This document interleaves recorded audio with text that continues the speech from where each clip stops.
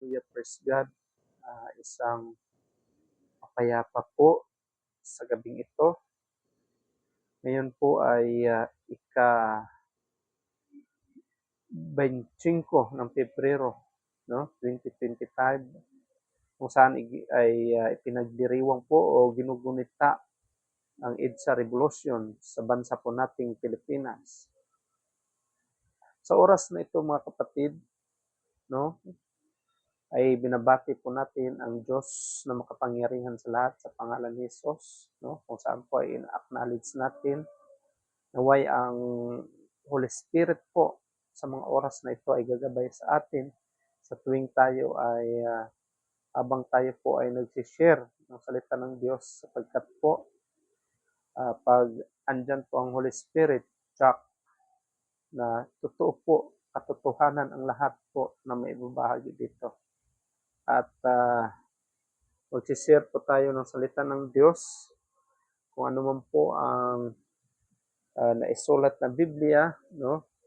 Dito po tayo kukuha sa Biblia, the Holy Bible, ang lahat ng mga salita ng Diyos. Hindi po tayo kukuha sa cellphone, sapagkat ang cellphone po ay hindi po natin matatawag na Holy Bible, bagamat magagamit po natin ito. Tulad nito, isang live stream po, kung saan ay later on ay ma-upload po natin sa YouTube upang mapakinggan po ng mga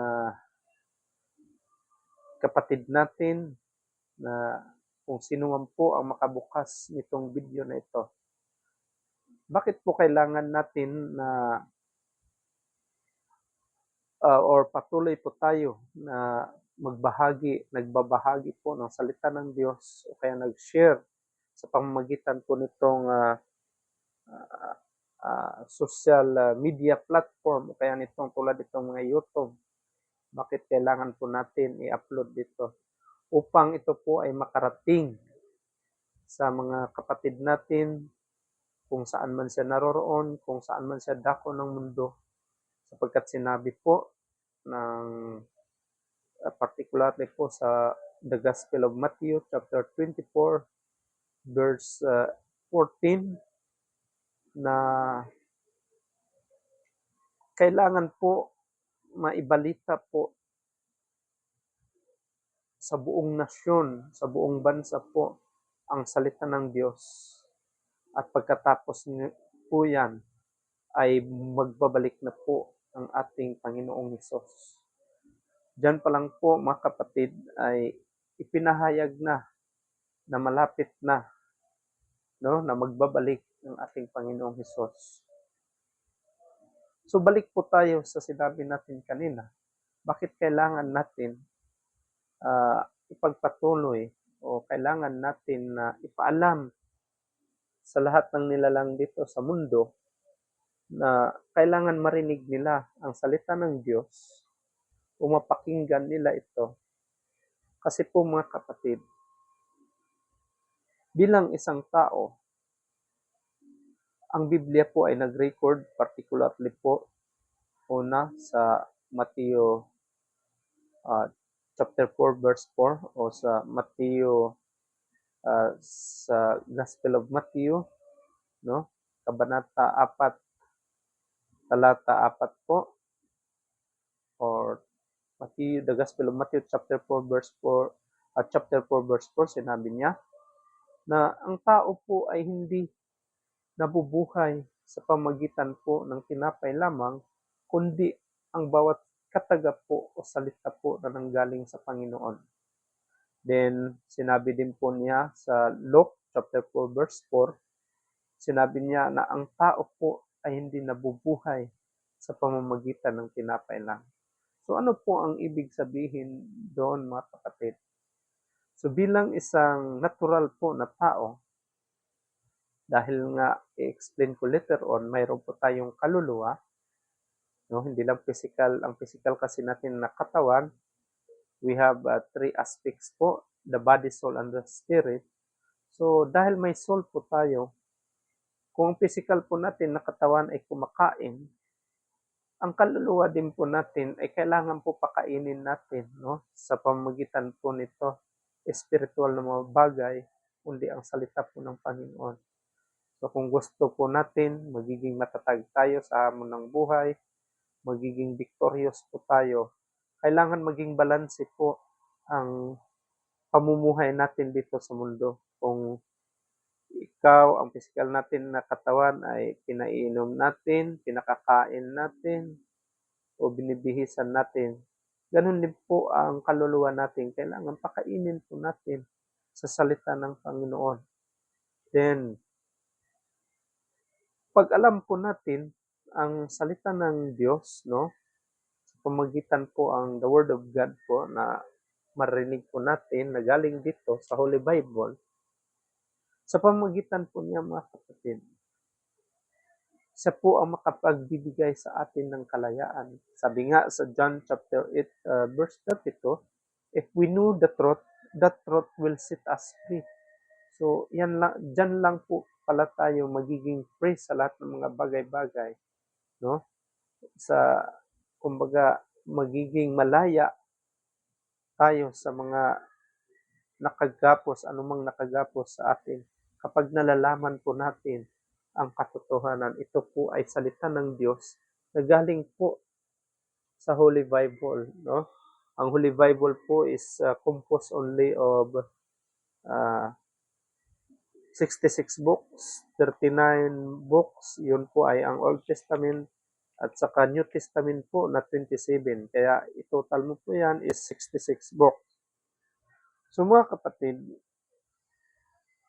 nakikita po natin na malapit na po ang pagbabalik ng Panginoon. Kaya kailangan natin i-share po, ipaabot sa mga kapatid natin na yung lalo na number one dito ay yung directly ng mga kapatid ko talaga. Hindi ko man sila nakakasama but sa pamagitan nitong video na ito na isi-send ko later on sa kanila through messenger, sa palagay ko po kung makikinig lang sila ay sa pamagitan din po noon mapapakain natin, no, ang kanilang kaluluwa sa pamamagitan ng pag-share natin ng salita ng Diyos. So yung sinabi ko kanina na malapit na po magbalik ang Panginoon, ito po ay totoo sapagkat sabihin man natin, sabi ng science na milyon-milyon na ang taon dito sa mundo nung nagkaroon ng Big Bang. No, but sa Biblia, more than 2,000 years ago pa lang po, no, ang natin kung sa Biblia natin. Din sinabi din kasi sa 2 Peter chapter 3 verse 8, ni-remind pa tayo, sinabi niya, don't forget this one thing, no? Sabi niya, na ang 1,000 taon ay parang isang araw lang po sa Panginoon, no? Sa ating Panginoong Hesus. So diyan lang po mga kapatid, nire-remind po tayo na within 24 hours maaring babalik ang Panginoon, no? Dito sa atin din sinabi din po sa Biblia, sa New Testament again, sinabi niya na ang pagbabalik ng Panginoon ay gaya po ng isang magnanakaw, no? Kung ang magnanakaw ba ay pupunta sa bahay mo, ito ba'y alam mo, mga kapatid? Siyempre, surprise po yan. So, pero kung tayo po ay nagsaliksik at nagbabasa ng salita ng Diyos, hindi po tayo malilinlang, no? Ito po ay alam natin, no, na kung kailan ang pagbabalik ng Panginoon sapagkat sa book of the Gospel of Matthew chapter 24 na i-record po diyan, no? Kung ano po ang maririnig natin din, sinabi din po, as the days of Noah, as the days of Lot po, ang pagbabalik ng ating Panginoong Hesus, no? Ang ating Lord and Savior po na si Jesus Christ. Na i-record po doon. So, kung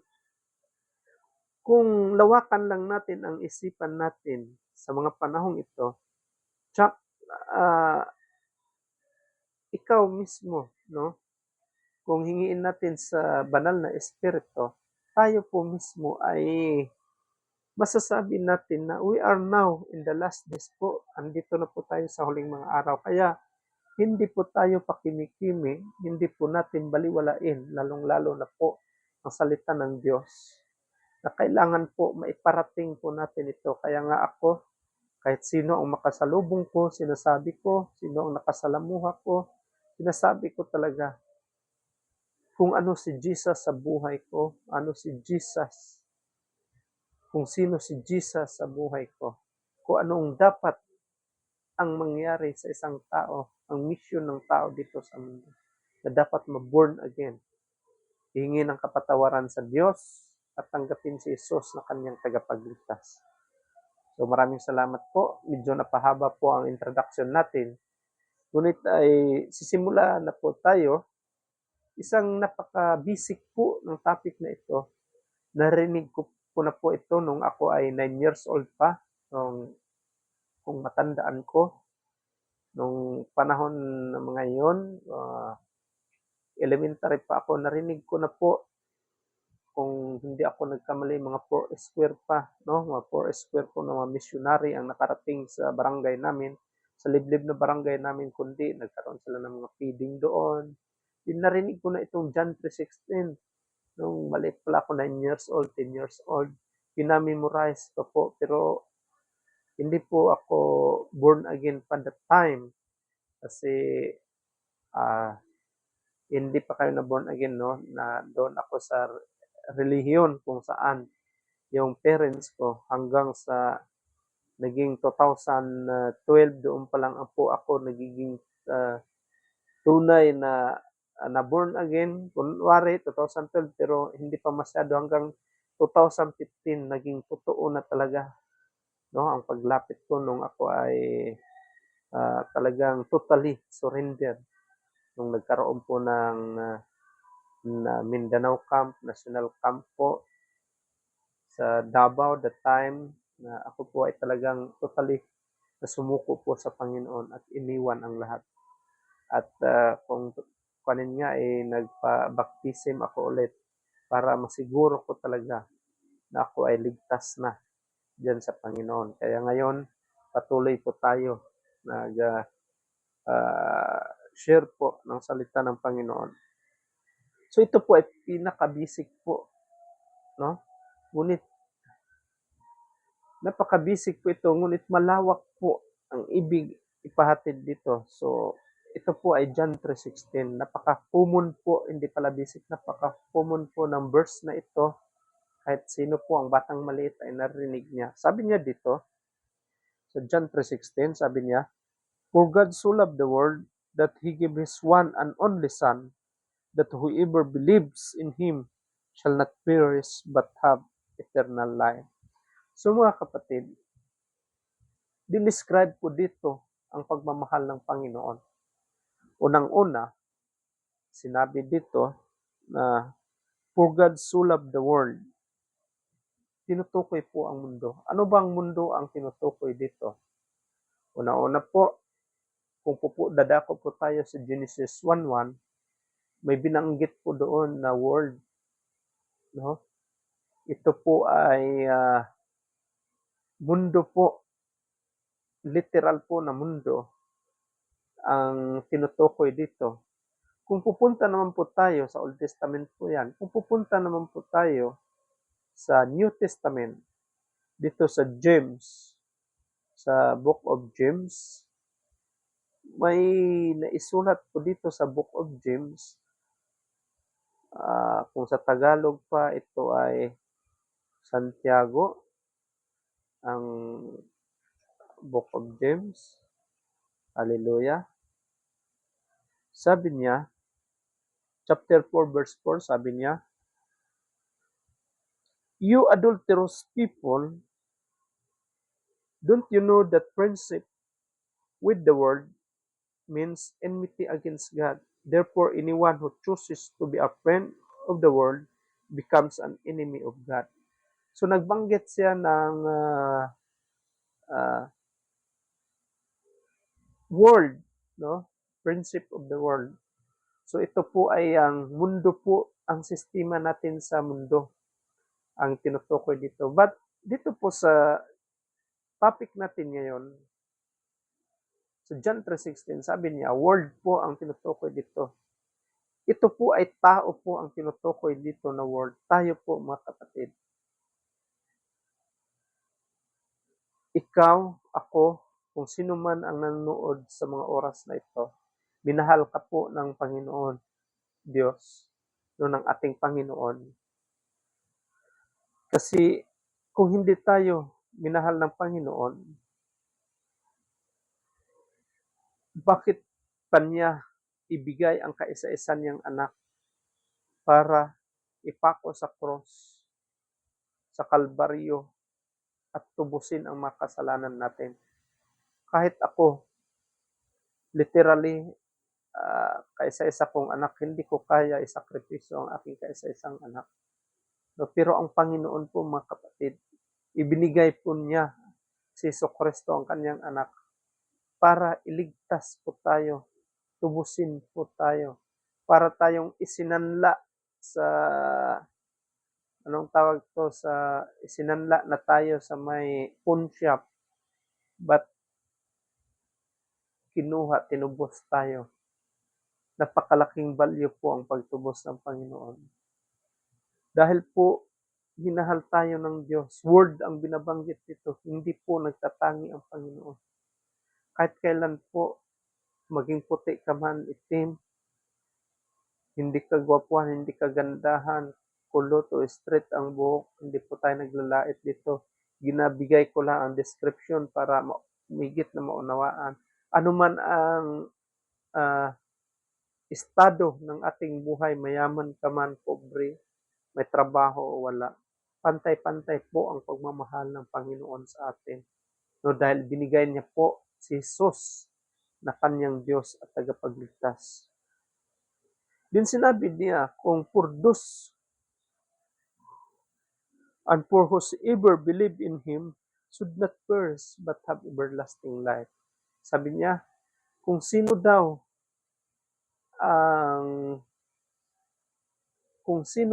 ang maniniwala o kaya naniniwala kay Panginoong Hesus, siya po ay hindi mamamatay, ngunit magkaroon po siya ng buhay na walang hanggan.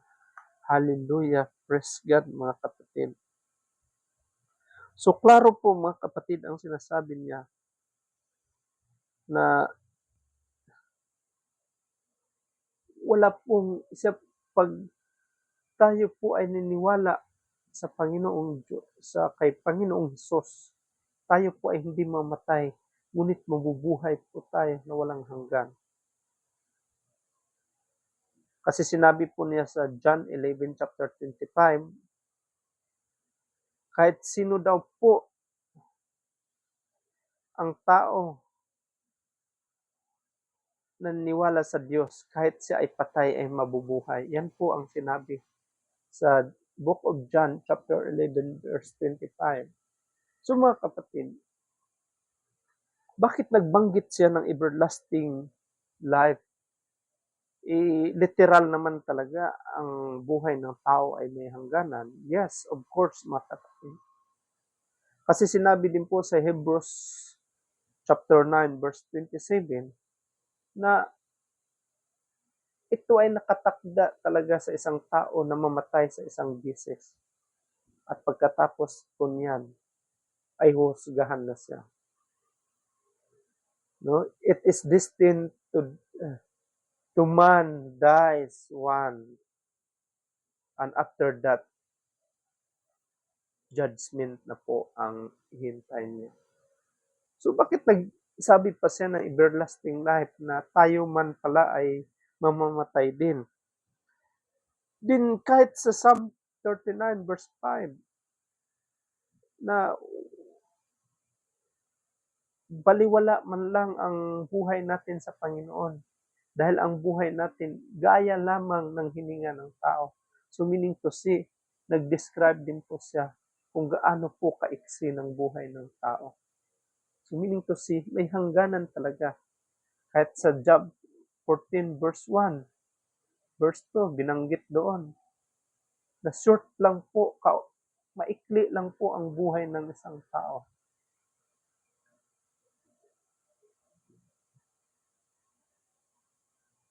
At sa verse 2, ikinumpara po siya sa isang bulaklak na sisibol siya ng umaga, ngunit at around 9 a.m., 10 a.m. o magtanghali ay mamamatay na po siya. Din sa Job 14 verse 5, sinasabi doon na may limit po ang isang tao, may hangganan po ang isang tao na kahit kailanman ay hindi niya pwede pigilan, mga kapatid. Yan po ay ang kamatayan. So bakit kailangan pa magsabi ito sa Book of John 3:16 na kung sino man po ang naniniwala kay Panginoong Hesus, siya po ay mabubuhay na walang hanggan. Hallelujah, praise God. Mga kapatid, kailangan talaga mangyari yan kasi sinabi po sa Romans chapter 3 verse 23, daang lahat po ay nagkasala, no? And all have sinned and fall short of glory of God. Lahat po tayo nagkasala, mga kapatid. So, dahil tayo ay nagkasala, sinagot din po sa Romans chapter 6 verse 23 that the wages of sin is death, no? Ang bayad po ng kasalanan ay ang kamatayan po, mga kapatid. So, klaro po, kung intindihin natin bakit sinabi pa, binanggit pa ang everlasting life, na may hangganan din mo pala talaga ang physical natin na katawan. Yes, of course, ang physical natin na katawan ay talagang mamamatay talaga tayo. Kahit sino man po sa atin ay walang sino man makapagpipigil. Lahat po tayo talaga ay mamamatay, ibabaon sa lupa, mga kapatid. So ganito po yan, mga kapatid. Tayo bilang isang tao na buhay dito sa mundo, mayroon po tayo tatlong aspeto. Una-una po, ang physical natin na katawan. Physical, meaning to say, yung nakikita mo, mga kapatid.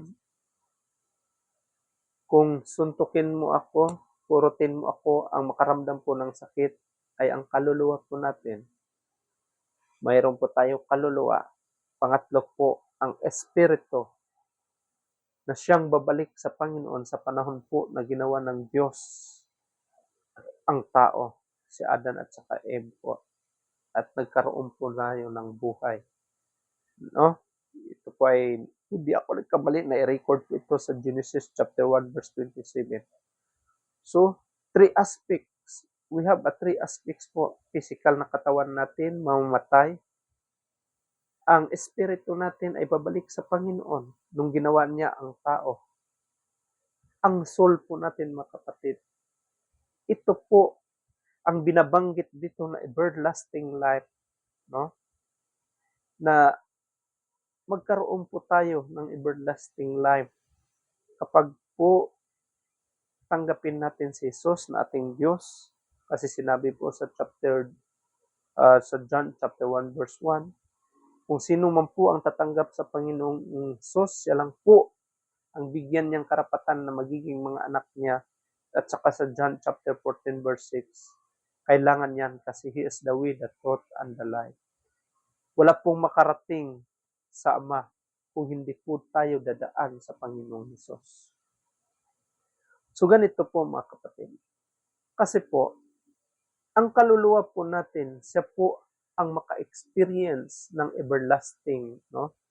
Na hindi po mapapatay po ang kaluluwa natin. Na hindi gaya ng physical na katawan na ibabaon sa lupa. Uurin siya hanggang sa maging kalansay po. Ang kaluluwa po natin, eternal po ito, mga kapatid. Kaya lang may problema po. Dalawa po ang patutunguhan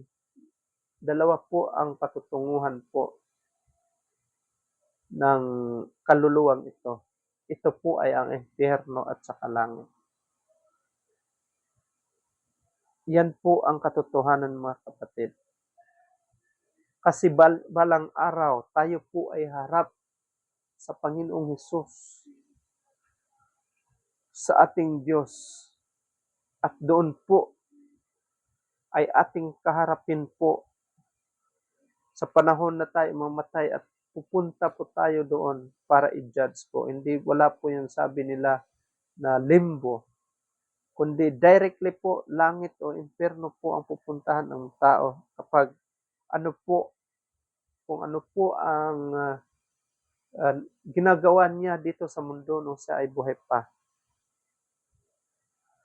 Kasi sinabi niya sa 2 Corinthians chapter 5 verse 10, sabi niya, "For we must all appear before the judgment seat of Christ, so that each of us may receive what is due us for the things done while in the body, whether good or bad." So lahat po tayo ay harap po sa ating Panginoon. Sabi niya, "For we must appear before the judgment seat of Christ." Para po husgahan tayo kung ano po ang nagagawa natin dito sa mundo. Magiging pangit man daw, hindi maganda o maganda ang nagawa mo, i-judge kami ni Jose. Doon pa lang po, nagsabi na siya na dalawa ang patutunguhan. Kung ikaw ay nakagawa, kung ang isang tao ay nakagawa ng hindi maganda, na hindi naaayon sa Panginoon, sa gusto at kalooban ng Panginoon, sigurado po mga kapatid, impyerno. At kung sino man po ang nakagawa ayon sa kalooban ng Diyos, ay langit po at nakasunod sa utos ng Diyos, ay langit po ang kanyang pupuntahan. So dahil harap tayo sa judgment seat ng Panginoon, ito po ay pinapatunayan po sa Revelation chapter 20, verse 12. Sabi niya, may binanggit po dito sa Revelation chapter 20 verses 12 to 15. Sabi niya, "And I saw the dead, great and small." So sabi niya, nakita ko ang mga patay, great and small. Ang great and small dito mga kapatid, makapangyarihan o hindi makapangyarihan, kilala o hindi kilala, mayaman o mahihirap, yung sa Bisaya pa, dato o pobre, sikat o hindi sikat, elegante, prominent na tao o ordinaryong tao mga kapatid, professional o hindi professional. Nakita niya, no? Great and small, sabi niya. Kilala o hindi kilala. Sabi niya, standing before the throne, nakatayo sila, and books were open. So binanggit dito, may mga libro na binuksan po ang Panginoon. So anong mga libro ito mga kapatid? Books, sabi niya. It is a plural po. Klarong-klaro po. Plural po ang kanyang binanggit dito. Meaning po si marami po. So ang ibig po sabihin nito, books po ang sinabi dito. From Genesis to Revelation po, books po ang tawag niyan.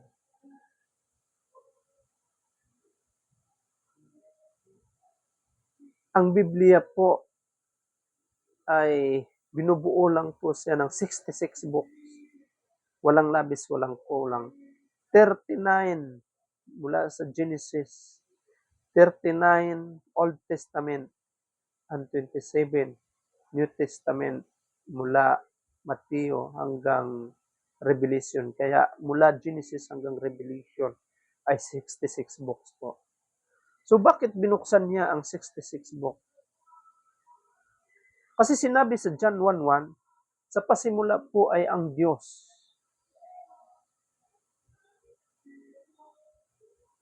Sinabi niya nga, sa pasimula po, in the beginning was the Word, no? Sa pasimula ay ang salita. At ang salita ay sa Panginoon. at ang salita ay Panginoon po. So meaning to say mga kapatid, from Revelation, from Genesis to Revelation po was God. So ito po ay sa Panginoon po galing. So meaning to say po, dapat po tayo pala ay mamumuhay po base po sa sinasabi ng Book of Revelation na books were open. Tinitingnan po pala ng Panginoon kung tayo po ay namumuhay po ayon sa salita ng Diyos na itong sinasabi niya ng mga libro, mga kapatid. So, chinicheck po pala doon. Sabi niya, books were open po. So dahil ito ay galing sa Panginoon, dapat namumuhay po pala tayo na ayon po sa salita ng Diyos. So meaning to say, galing talaga ito sa Panginoon. Kasi kung tingnan natin sa Genesis, sinabi niya, in the beginning, God. Kung pupunta po tayo sa Revelation, amen, meaning to say, from Genesis to Revelation po, so binanggit ko kanina, was God po. So wala pong kaduda-duda. Ang salita po ng Panginoon, itong Biblia po na binabasa natin ngayon from Genesis, ito po ay galing sa Panginoon. So klaro po yan mga kapatid. Patuloy po natin sa Revelation. Sa last part niya, sa verse 12, sabi niya, another book was opened, which is the book of life. Book of life. Sabi niya, isa naman po, binuksan daw na libro, ang book of life po, sabi niya, the dead were judged according to what they had done as recorded in the book. So, i-judge po pala tayo kung ano po ang ginagawa natin base po sa book of life po na nai-record dito, sabi niya. So, walang labis, walang kulang mga kapatid. Totoo yung pinagsasabi natin dito. Kung tayo po ay naniwala po sa salita ng Diyos na naisulat po sa Holy Bible po na galing po sa Panginoon. So, sinabi niya sa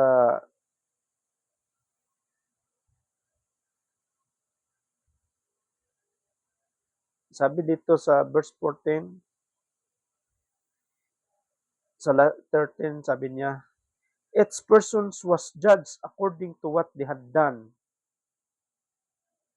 And sa verse 14, sabi niya, then death and Hades were thrown into the lake of fire. Sabi niya, the lake of fire is the second death.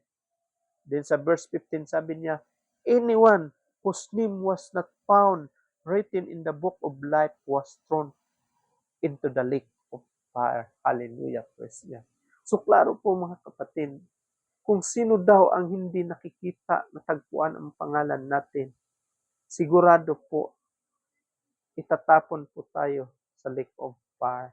So totoo po pala ang istorya ng The Gospel of Matthew, chapter 16 po ay Luke pala, chapter 16, kung saan po pinag-uusapan po, no, kinuwento po doon ang buhay po ng isang mayaman and the Lazarus po mga kapatid. So klaro po mga kapatid doon.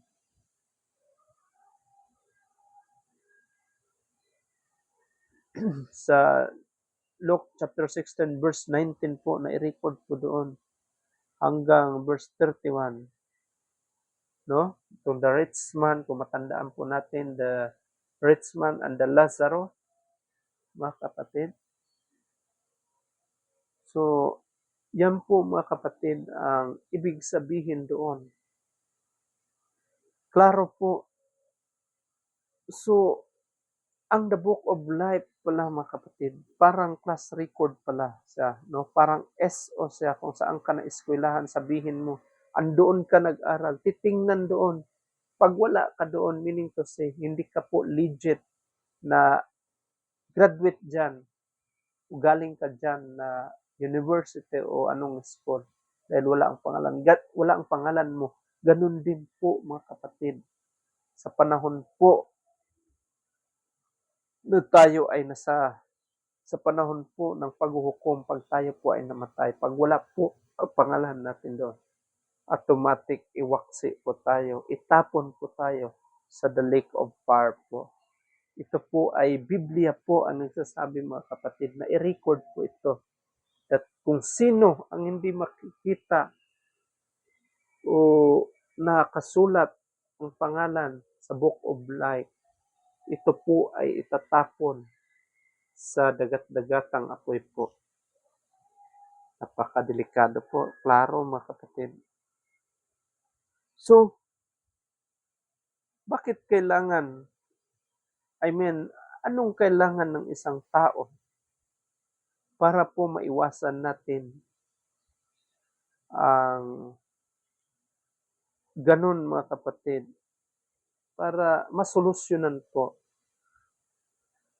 Sinabi po sa sa Biblia na lahat po tayo, that we are all have sinned, no? And we all fall short glory of God, no? Lahat po tayo ay nagkasala. Ikaw, ako, sila, tayo, kung sino man sila, sino man siya, lahat po tayo nagkasala po, mga kapatid.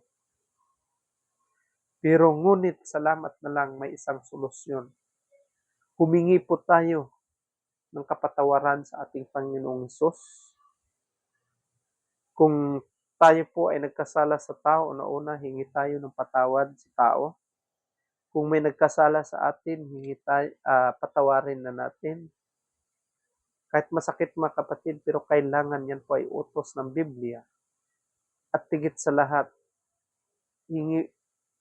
katapos natin humingi ng kapatawaran at sa Panginoong Hesus o sa ating Panginoon, at sunod po yan, tanggapin po natin si Jesus na ating Diyos at tagapagligtas.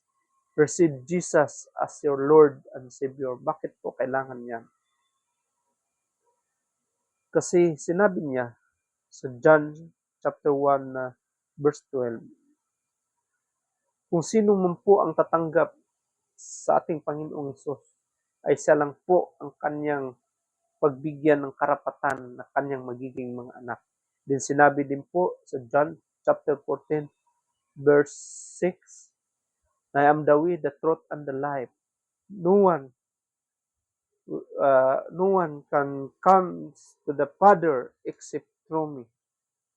No? Wala pong makapunta sa Diyos Ama na nasa langit, kundi po sa pamamagitan po ng ating Panginoong Hesus.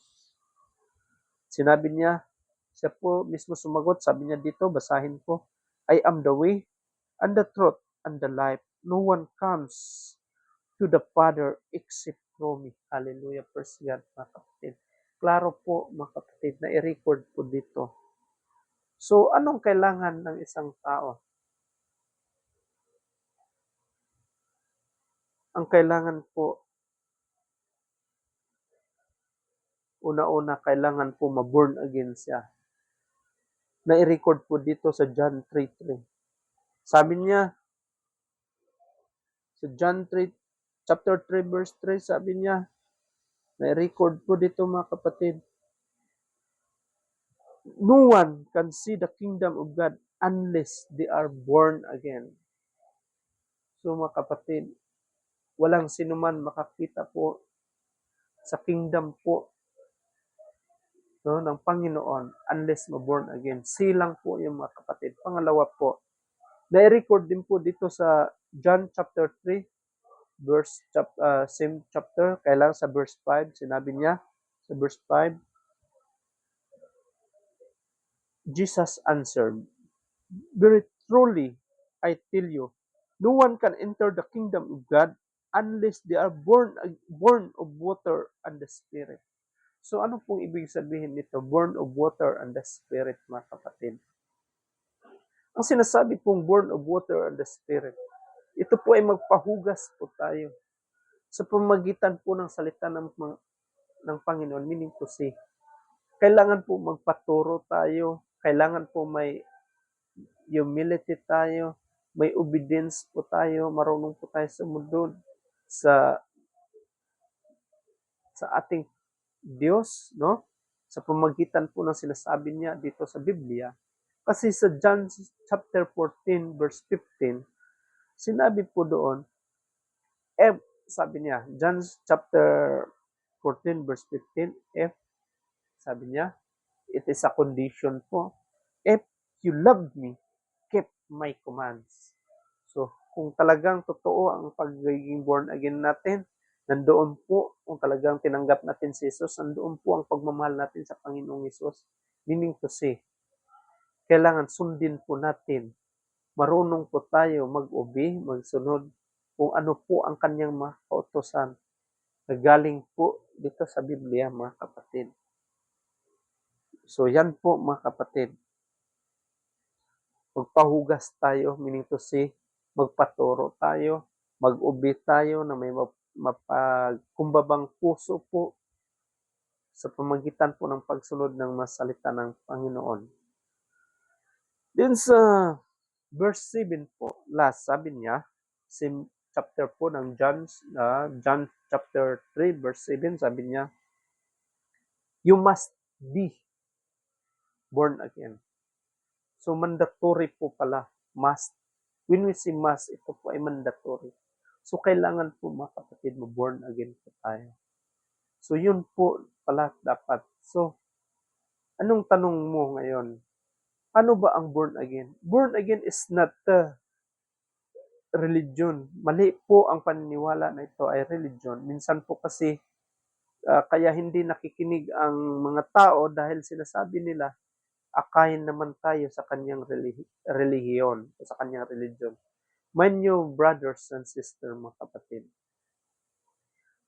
ang kaligtasan po natin ay hindi bumabase po sa material na mabagay at higit sa lahat, hindi po bumabase kung anong reliyon meron tayo, kung anong dominasyon, anong pangalan o anong estado. Ito po ay bumabase sa atin at sa between God and you po, mga kapatid, kung ikaw po ay totoong na born again. Ang born again po na sinasabi dito, sa 2 Corinthians chapter 5 verse 7, may binabanggit po siya na born again siya. Sabi niya, if anyone is in Christ Jesus, he is a new creation. The old has gone and the new has come. Sabi niya, kung sino man po ang sa Panginoon na, ganito siya na born again na, tinanggap na niya si Jesus, humingi na siya ng kapatawaran, tinanggap niya si Jesus at na born again. Dapat po ay bago na siyang nilalang. Meaning to say, bago. Anong bago doon? New life na po, mga kapatid. Meaning to say, kung dati-rati, painom-inom ka, wala na siya. Kung marites ka dati, marites kasi ang term nila sa chismosa. Dapat kung andyan ka na kay Jesus, wala na. Kung dati nag-worry ka dahil problemado ka, dapat mawala siya. No? Kung dati mainitin ang ulo mo, dapat i-erase mo na lahat. At si Jesus na dapat ang isa buhay mo sa iyong puso. Yan po ang tinatawag ng born again. Kung lasinggero ka, sugarol ka, dapat i-erase mo yan. Si Jesus na ang itatak mo sa puso mo. Dapat makita na si Jesus sa buhay mo. Dapat mind of Christ na ang makita sa buhay. Yan po ang tunay na born again. Ang pagiging matuwid po ay hindi po nakikita dahil nakitaan ka ng kapitbahay mo. Mapagbigay ka sa kapitbahay, hindi po ang tunay na born again po ay ang humingi po ng kapatawaran at tinanggap si Jesus at namumuhay po sa salita ng Panginoon. Yan po, kasi ang salita po ng Diyos, kompleto po siya, package na siya. Doon pa lang po masasabi ang tao ay born again, mga kapatid. Namumuhay siya ng humility. So mga kapatid, maraming salamat. Naway may nakukuha po tayo na lesson, uh, aral patungkol po. Bakit kailangan natin ito i-share? Dahil alam natin na malapit na po ang pagbabalik ng Panginoong Hesus. Kung nababasa niyo po sa social media, even sa international news, nag-worry po ang mundo ngayon, ang NASA, dahil sa papalapit po na taon. Ang iba sabi niya by 2028, by 2029, by 2032 ang pinaka target nila na may asteroid na papasok po sa ating mundo. At ito po, pagpasok niya ay wawasak po sa uh, isang syudad. May sinampol pa sila na 2 syudad na talagang wasak. No? Parang yung Armageddon na movie. So mga kapatid, hindi natin alam. Kahit sabihin pa kinakalculate ng mga scientists na kung saan siya babagsak.